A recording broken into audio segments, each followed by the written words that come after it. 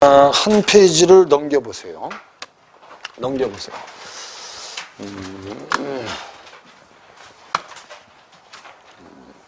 이걸 선생님이 이해를 시켜줄 테니까 잘 듣고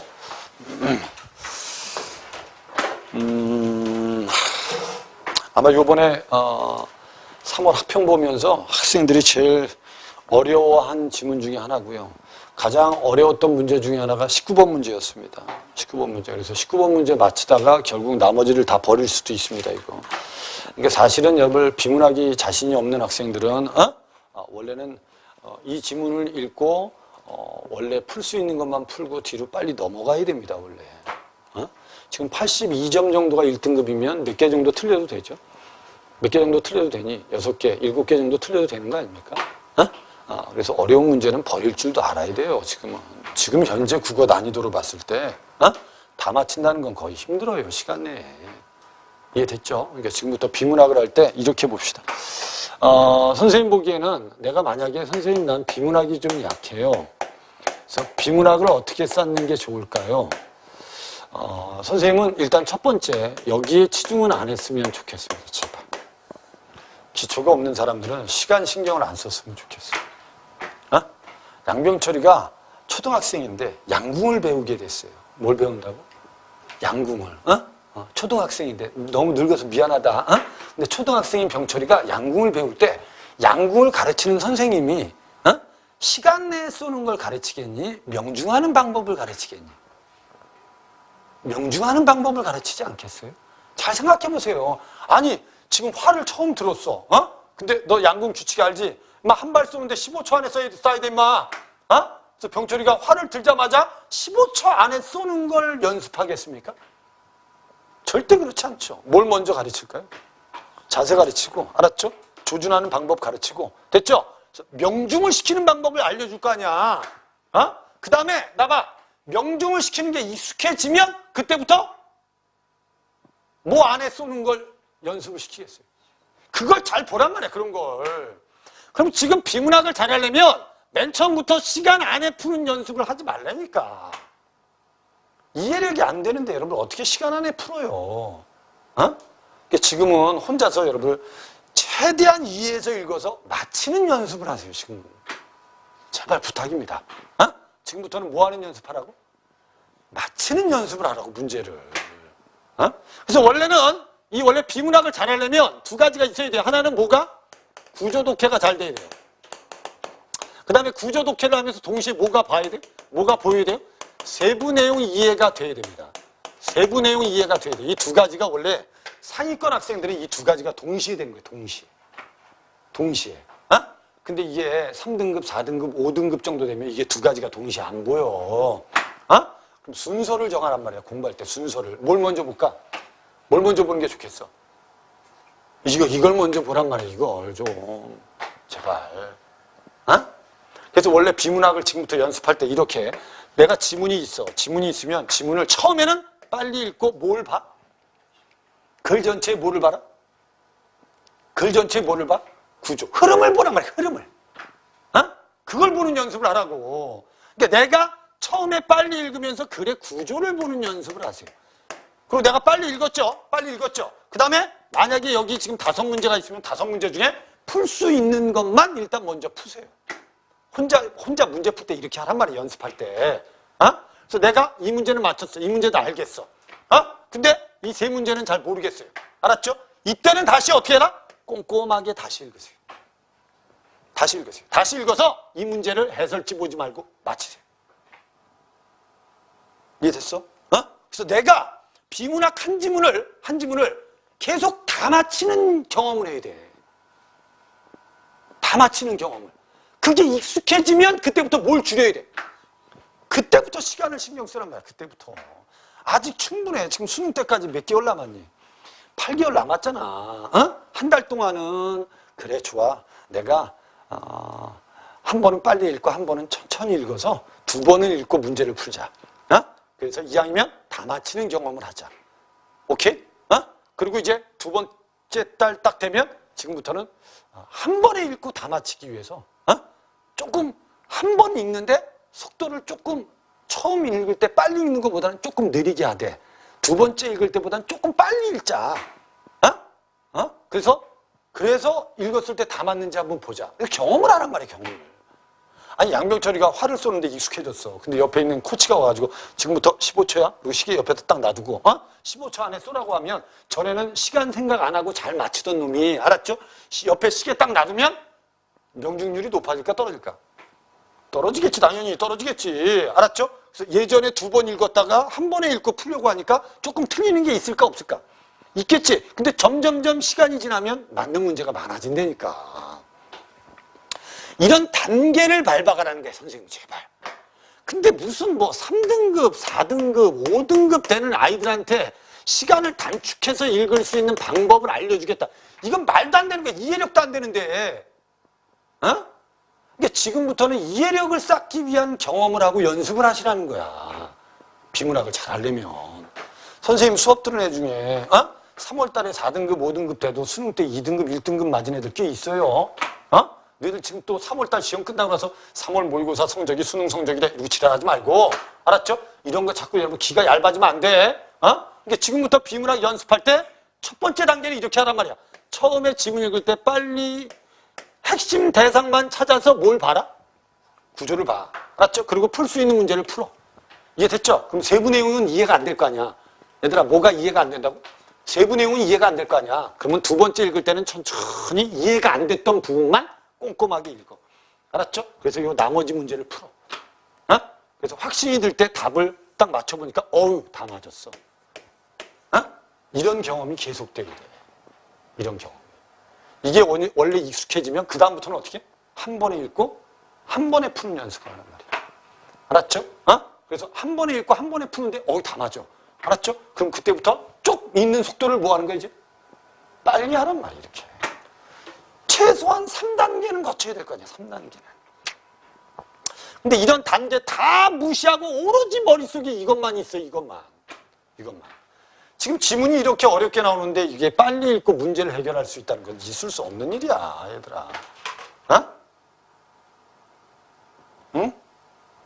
지금부터 4월 전까지 내가 비문학이 약한 사람은 지금 선생님이 얘기한 대로 연습을 해. 알았죠? 기출문제 가지고 연습을 하든, 알았죠? 어려운 문제집을 사가지고 연습을 하든, 연습을 하라고.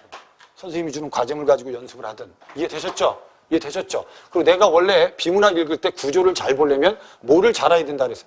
핵심 대상들을 잘 찾아야 돼.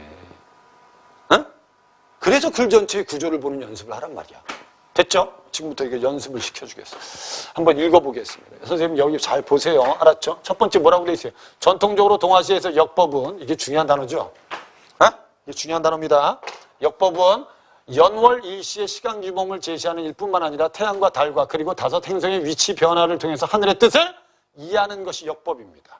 역법의 운영과 역서의 발행은 나라를 다스리는 중요한 통치행위이기 때문에 동아시아의 국가에서 국가기구를 설치해서 역법을 다루었고 그곳에 관리에게만 연구를 허락했습니다. 서경에서 이런 말이 있어요. 하늘을 관찰하여 백성에게 시간을 내려준다라는 관상수시라는 말이 있어요. 알았죠?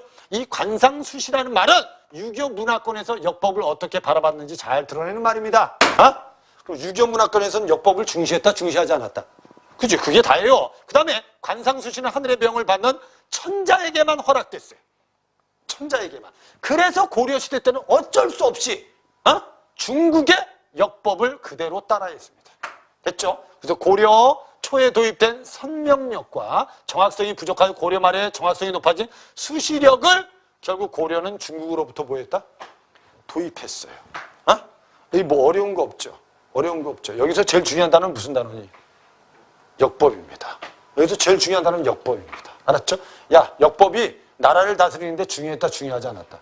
중요했다. 그래서 고려에서는 역법을 어디서부터? 어디로부터? 중국으로부터 뭐 했다?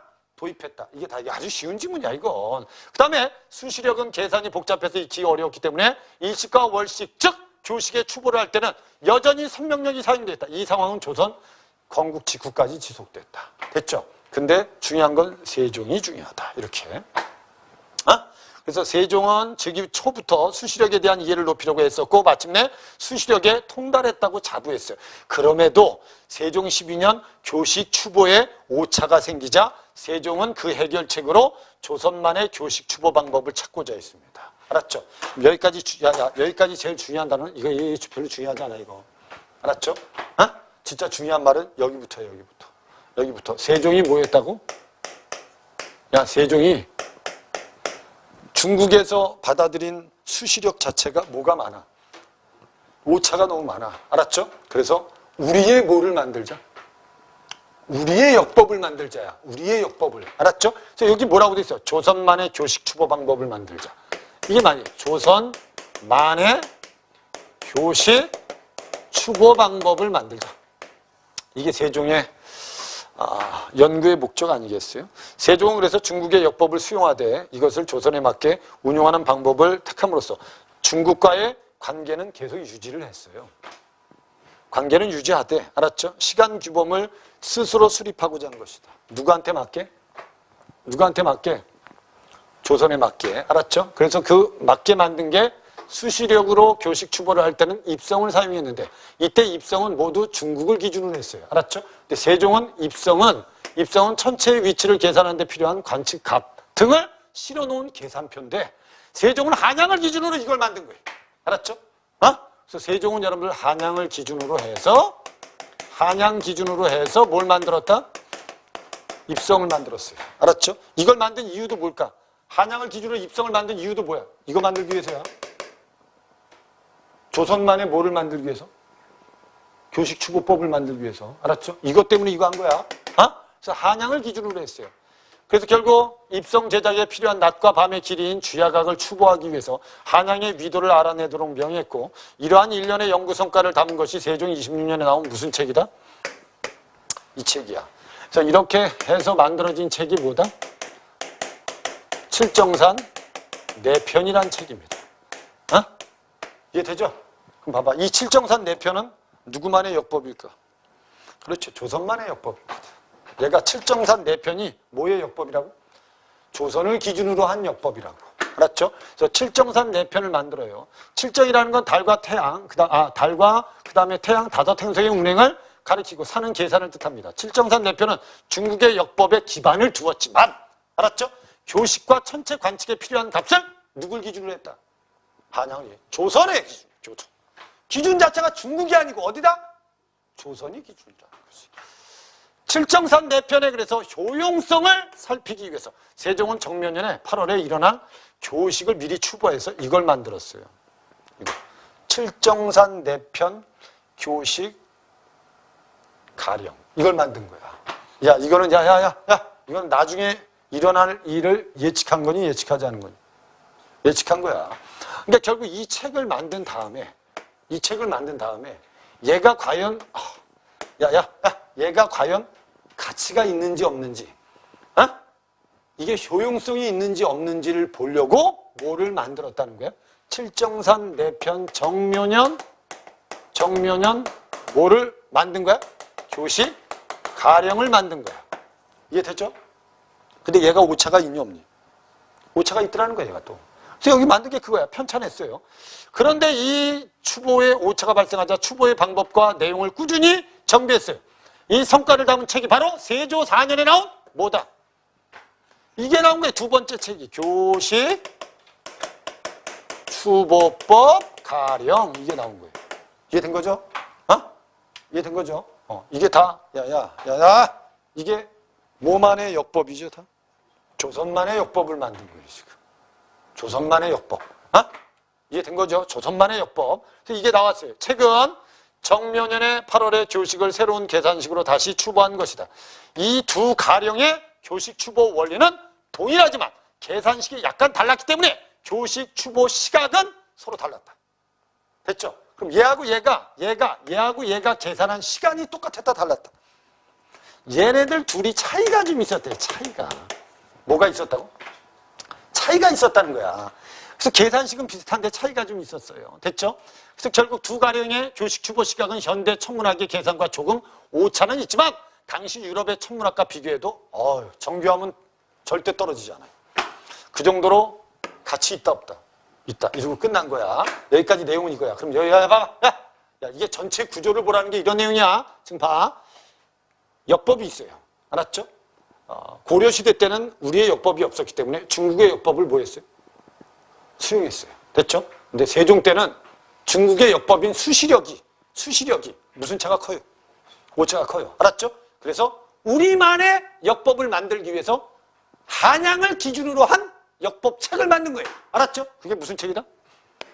이거야. 이해됐죠? 그리고 요 역법책이 과연 효용성이 있는지 없는지 보려고 요걸 만든 거예요. 됐죠? 어? 이해됐죠? 근데 이게 오차가 있어요, 없어요? 오차가 있어. 어? 그래서 오차를 줄이려고 또 연구해서 만든 책이 이 책이에요.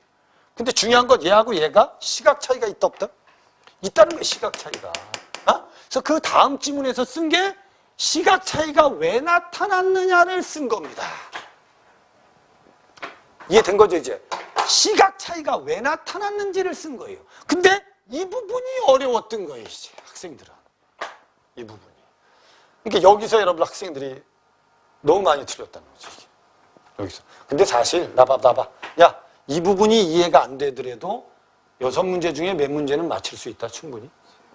4문제 정도는 해결할 수 있습니다. 이 부분이 이해가 좀 부족해도. 어? 그러니까 너희들 비문학 읽을 때 이게 여러분 이게 진짜 한눈에 들어올 정도가 되면 진짜 엄청난 연습을 해야 돼요. 응? 지금 선생님이 설명하니까 그래 이렇게 되지만 알았죠? 이게 혼자 읽고 눈에 들어와야 된단 말이야. 어? 그럼 첫 번째 뭐라고 돼 있어요? 첫 번째, 지구는 태양과의 거리가 가까운 무슨 점이 있대요? 근일점에서 무슨 속도가 빠르대요? 곤종 속도가 빠르다. 그러므로 북반구에서 관측된 태양은요, 동지 즈음에 가장 빠르게 운행하는 것으로 보이고 하지 즈음에는 느리게 운행한대요. 이해 되죠, 이거? 이해 되죠? 그래서 칠정산 내편은 근일점과 동지가 일치한다고 보았습니다. 즉, 동지와 하지에서 태양의 실제 위치와 평균 속도로 운행하는 태양의 위치와 일치한다고 설정한 것이에요. 그리고 동지부터 하지를 0이라고 하고 하지부터 동지를 뭐라고 했다? 축이라고 했습니다. 이런 걸 뭐라고 한다 그래서? 영축차라고 했어요. 영축차에다 네모 쳐놓으세요. 이게 가장 중요한 단어입니다. 영축차는 그래서 태양의 실제 위치에서 평균 위치를 뺀 값이 영축차입니다. 됐죠? 태양의 뭐라고? 실제 위치에서 평균 위치를 뺀 겁니다. 그러므로 0에서의 값은 영차는 양의 값이고 축에서의 값은 축차는 음의 값이에요. 여기까지가 하나입니다. 여기까지가 하나예요. 알았죠? 선생님이 설명을 해줄게요. 이렇게 돼 있는 거야. 봐봐. 지금 여기 일단 나온 단어 중에서 가장 중요한 건 영축차인데 알았죠? 이 단어가 가장 중요한 거예요. 영축차. 영축차를 일단 먼저 이해해보자고. 알았죠? 일단 근일점이라고 돼 있어요. 여기가 지금 지구예요. 여기 중간에 뭐 있어요, 여기? 여기 뭐 있다? 태양이 있어요. 알았죠? 태양하고 지구하고 가장 가까운 거리가 얘가 무슨 점이라고요? 근일점이고 이때가 바로 무슨 때다? 동지입니다. 동지. 알았죠? 태양하고 가장 거리가 먼 부분이 있어요. 이게 무슨 점이겠어요? 원일점 아니겠어요? 여긴 단어가 없지만, 그죠? 그래서 태양이 이렇게 돈다고 칩시다. 이렇게. 태양이 이렇게 돈다고 치자고. 이해되죠? 그럼 여기 거리 가깝죠? 여기 가깝죠? 여기는 멀죠? 그죠? 그래서 태양은 이렇게 돈다고 칩시다. 이렇게.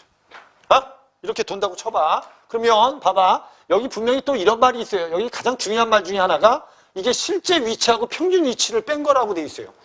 그래서 원래 영축차라는 건 실제 위치에서 위치 마이너스 뭐다?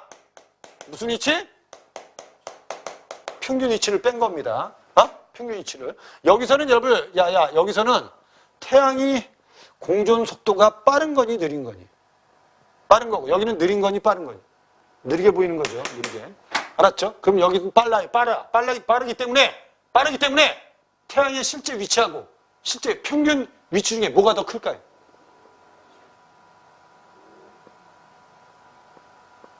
얘하고 얘 중에서 이 밑에 부분, 요 부분은 뭐가 더 클까요? 됐습니다. 여기는 뭐라고 하죠? 우리 영차라고 합니다. 여기는 축차라고 한다 그랬어요. 축차.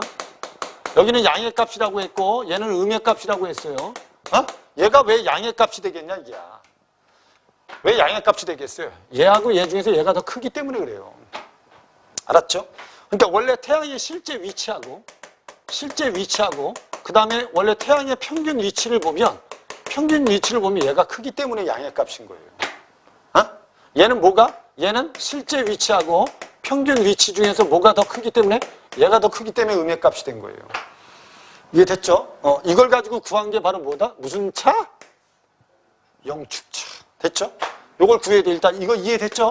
이해됐죠? 그래서 여기는 양의 값, 여기는 음의 값이에요. 이해된 거죠? 근데 그 밑에 바로 뭐라고 돼 있어요? 그 밑에는 달 역시 지구와 가까울수록 빠르게 움직입니다. 그래서 달이 지구와 가장 가까운 걸 뭐라고 하죠? 근지점. 됐죠? 이때 근지점은 무슨 자가 0이다? 무슨 차가 0이다? 여기서 또 한 단어가 중요한 게 이겁니다. 지질차입니다. 지질차에다 네모 쳐보세요. 지질차에다 네모. 이 지질차하고 영축차는 거의 유사한 원리라고 보셔야 돼요. 어? 지질차는 뭐라고 되어 있어요? 지질차는 달의 실제 위치에서 위치를 뺀 값이 뭐다? 얘들아 얘는 똑같아. 달의 무슨 위치에서? 실제 위치에서 무슨 위치를 뺀 거다? 평균 위치를 뺀 겁니다. 이해됐죠? 평균 위치를 뺀 거야. 실제 위치에서 평균 위치를 뺀 게 얘다. 얘도 뭐죠? 실제 위치에서 무슨 위치를 뺀 거다? 평균 위치를 뺀 겁니다. 이해된 거죠, 이제? 이해된 거죠? 그럼 요거 달을 보세요, 달을. 여기가 지구예요. 여기가 지구, 여기가 달이에요. 그럼 달이 지구 주변을 돌 때, 여기가 달하고 지구가 가장 가까운 여기가 무슨 점이다? 근지점이에요, 근지점.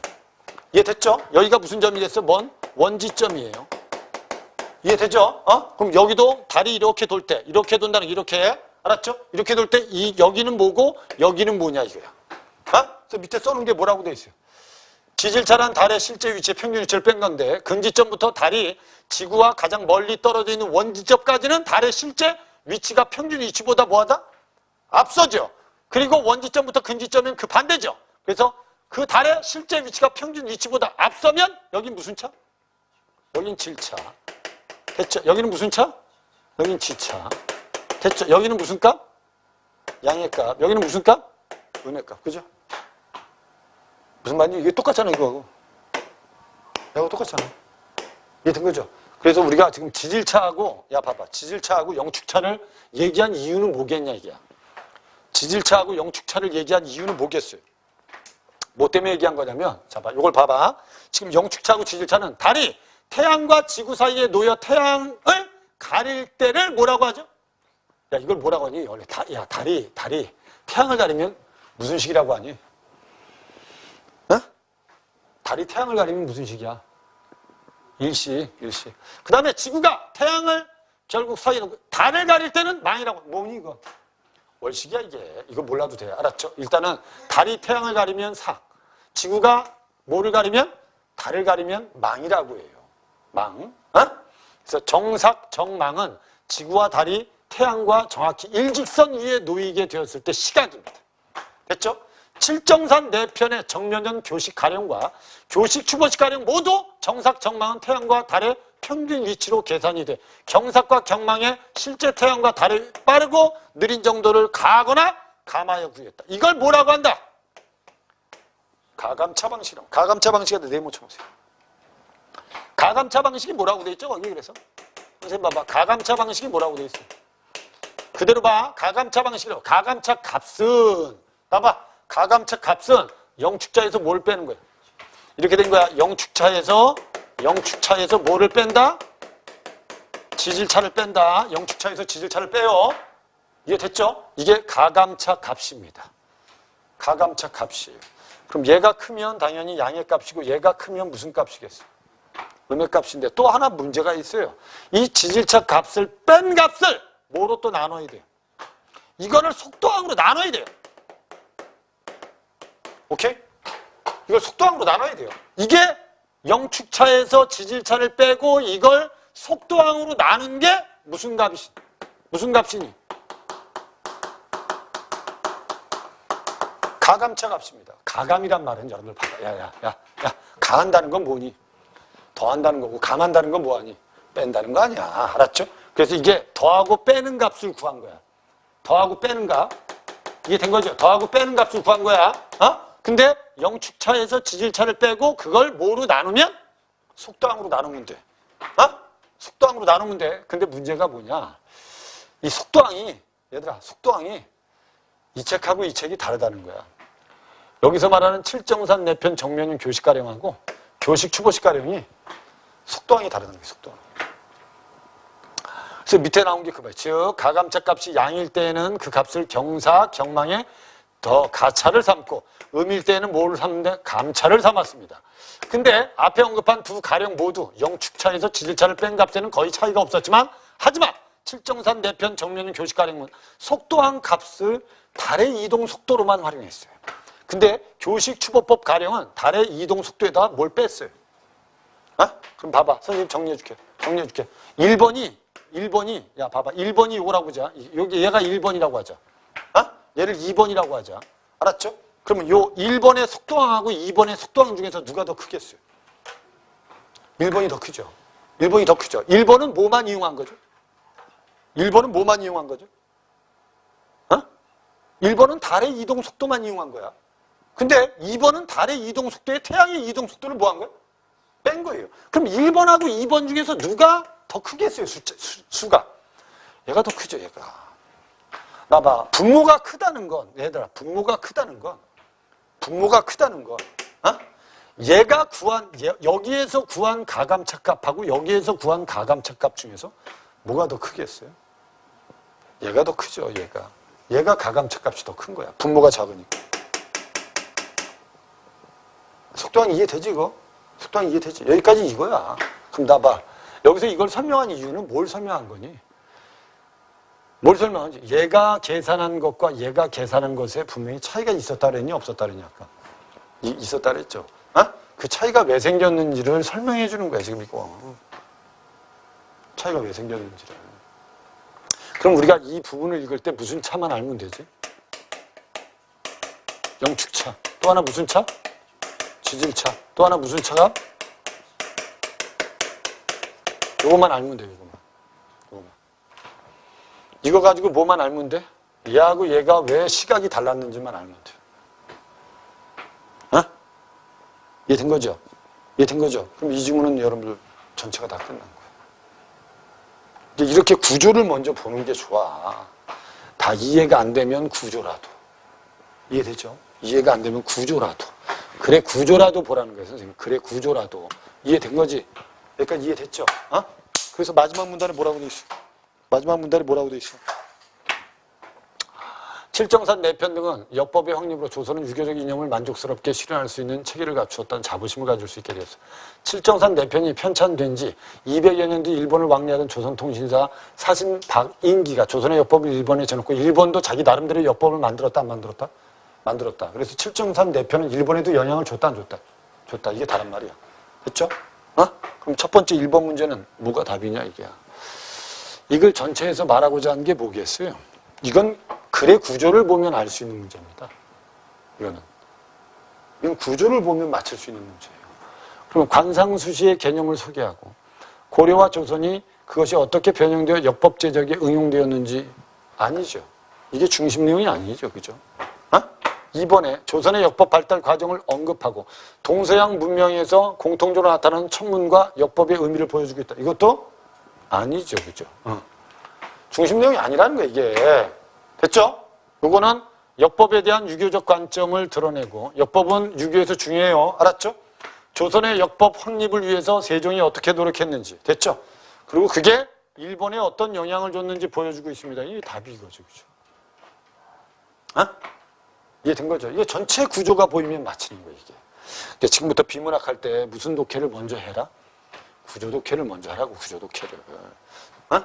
선생님이 이렇게 얘기하면, 선생님, 아니, 원래 세부 내용, 원래 문제 어려운 건 대부분 다 세부 내용 비교하는 게 어려운 문제 아니, 그 어려운 문제를 먼저 맞히려고 하지 말고, 알았죠? 쉬운 거 먼저 접근을 하란 말이에요, 쉬운 거 먼저. 그 다음에 2번은 뭐라고 돼 있죠? 2번은, 17번은 밑글을 통해서 알 수 있는 사실이 아닌 것. 조선은 역법을 통해서 천자를 부정했습니까? 중국과의 관계 끊어버렸니? 아니죠. 중국과의 관계는 계속 유지합니다.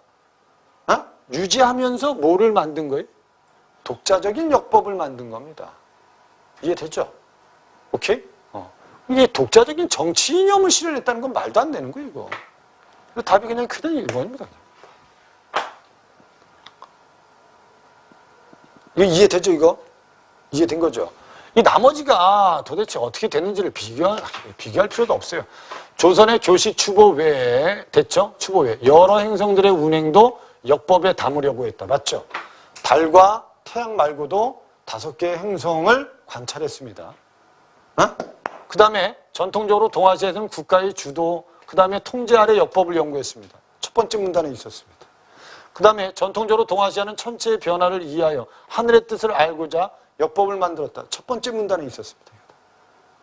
이거 다 비교할 수 있는 문제입니다. 조선의 역법 확립을 통해서 유교적 이념의 실현을 위한 체계를 수립했다. 자부심을 가졌다. 어딨죠?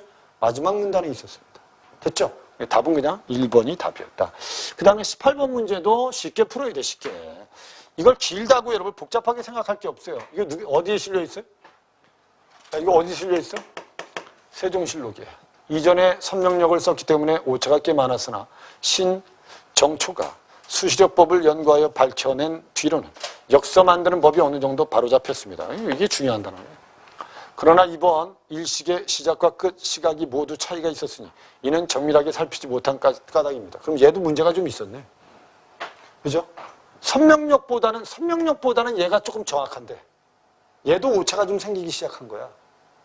그 다음에 두 번째는 세종께서 이 일의 요체는 북국 출지의 고하, 한양의 위도를 정하는 데 있으니 먼저 간이를 만들어서 올림이 좋겠다 하심으로 먼저 나무로 모양을 만들어서 북국 출지 38도서를 정하니까 원사의 측정값과 부합하였으므로 마침내 구리를 녹여서 간이를 만들었답니다.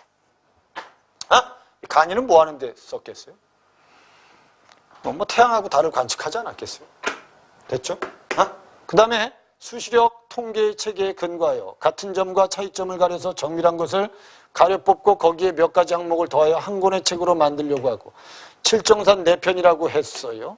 수시력이나 통계법의 주야각은 각기 근거한 곳에서 추정한 것이므로 우리나라와는 좀 다릅니다. 뭐 이렇게 썼대. 그래서 이걸 가지고 여러분 그냥 보기와 관련해서 추리한 내용으로 적절하지 않은 걸 찾으랍니다. 이건 여러분 그냥 일치문제하고 똑같아요. 세종 즉위 전에 조선에서 선명력을 사용해서 교식 추보를 할 때 오차가 컸겠군. 맞죠? 세종실록에 이런 게 있다면 충분히 추리할 수 있는 거야. 근데 2번은 뭐라고 됐죠? 세종 12년 교식 추보의 오차의 원인을 밝히기 위해서 이걸 만든 거니? 얘들아, 이 책 편찬한 이유는 뭐니? 이 책을 편찬한 이유는 뭐니? 칠정산 4편이 어느 정도 효용성이 있는지를 알아보기 위해서 미리 예측한 책입니다. 됐죠? 이게 아니라는 거예요, 이유가. 원인을 밝히기 위한 게 아니라는 거예요. 이 답이 그래서 2번이 답입니다. 됐죠? 그 다음에 이것도 교식 추보의 정확성을 높이기 위해서 조선의 천체 관측 기구가 제작되었네. 칠정산 4편 편찬의 기반이 되었던 중국의 역법으로 수시력이 있네. 세종과 이순지 모두 중국의 주야각 입성이 우리나라 주야각과 같다 다르다? 다르다고 생각했네. 그죠?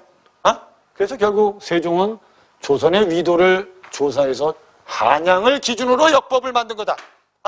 이렇게 알면 됩니다. 그 다음 19번 문제는 여기가 가장 어렵죠. 여기를 잘 들어. 선생님 봐. 19번 문제 어떻게 돼 있어? 정면년 8월. 하지를 지나 동지로 가는 시점이면 무슨 차죠?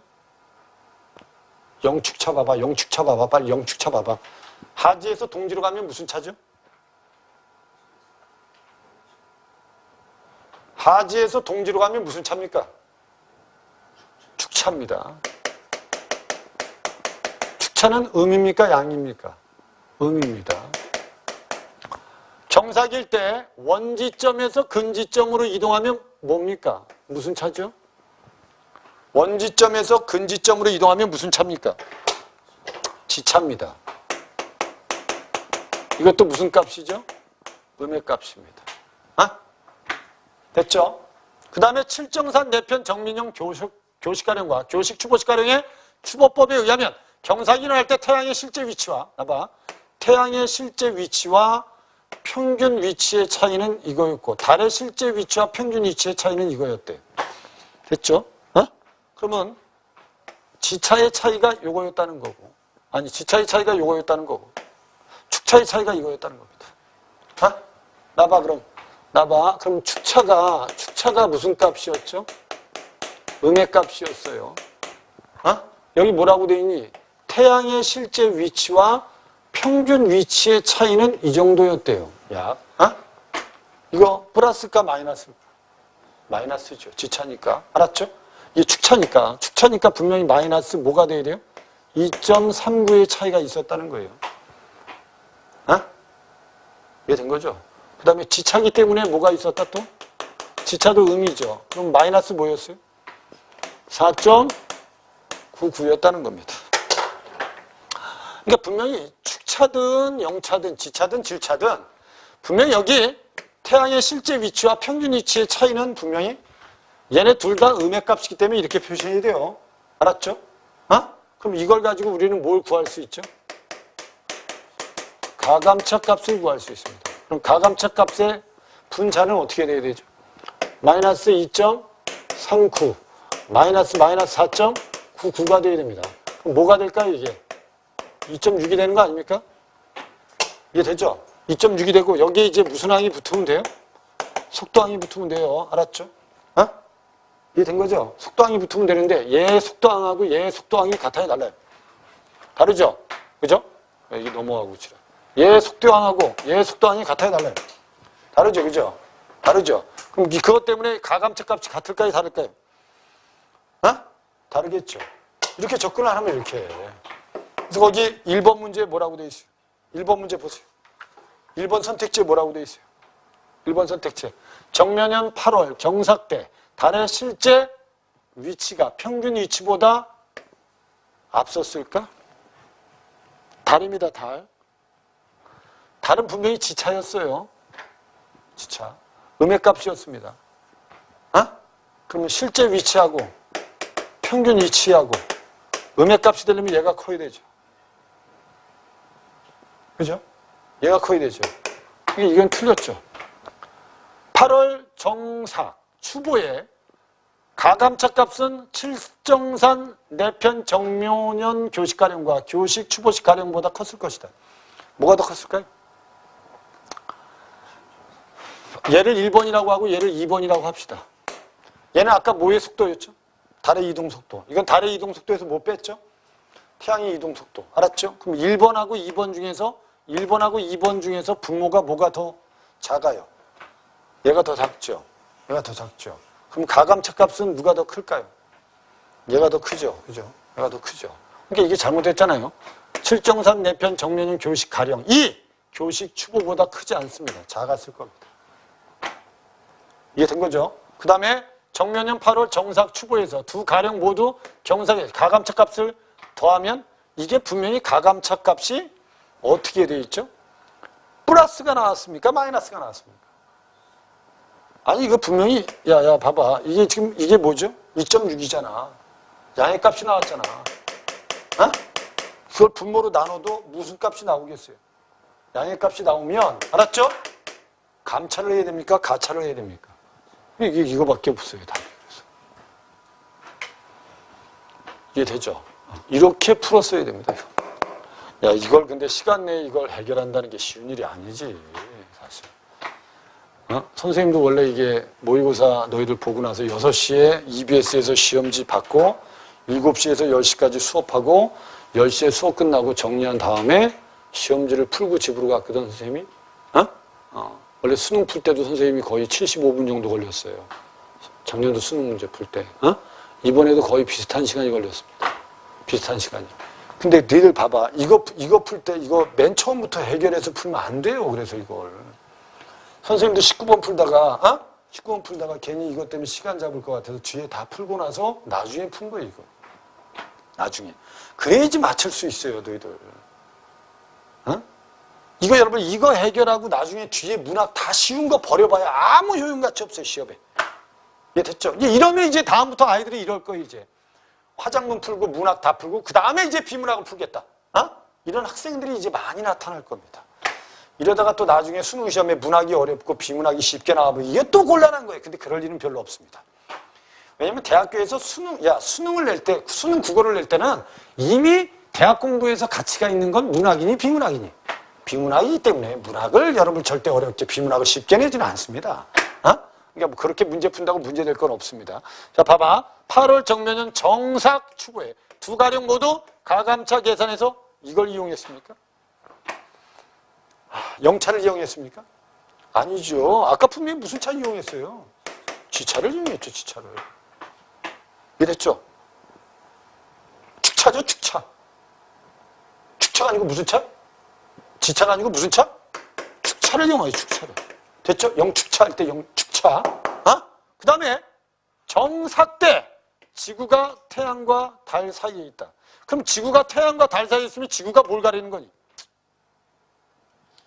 달을 가리는 거죠. 지구가 달을 가리면 사기 아닙니다. 사기. 지구가 달을 가리면 뭐라고 해야 돼요? 정망이라고 해야 됩니다. 망. 알았죠? 이해된 거지? 그래서 답이 3번이 답이 되는 게 맞다. 이렇게 풀면 돼요. 그 다음에 20번 문제를 그냥 정리하고 끝낼게요. 20번 문제는 기억 미음에 대한 이해로 적절한 걸 찾으랍니다. 조선에서 일어난 교식의 정확성 추구하기 위해서 수시력을 연구하는 방법을 찾고자 했다. 아니죠, 그죠? 수시력에 오차가 생겼니 안 생겼니? 생겨서 다른 방법을 찾은 겁니다. 그 다음에 낮의 길이와 공전 속도는 비례합니까? 반비례합니까? 반비례죠. 낮이 길면 공전 속도가 빨라져요, 느려져요? 하지 때는 느려집니다. 동지 때는 빨라지고. 알았죠? 그러면 낮의 길이가 길면 공전 속도가 빨라지면 비례가 아닙니다. 알았죠? 길면 길수록, 길이가 길면 길수록 공전 속도가 느리다는 건 반비례입니다. 그리고 근지점에서 달의 실제 위치와 평균 위치가 일치한다. 맞죠? 맞죠?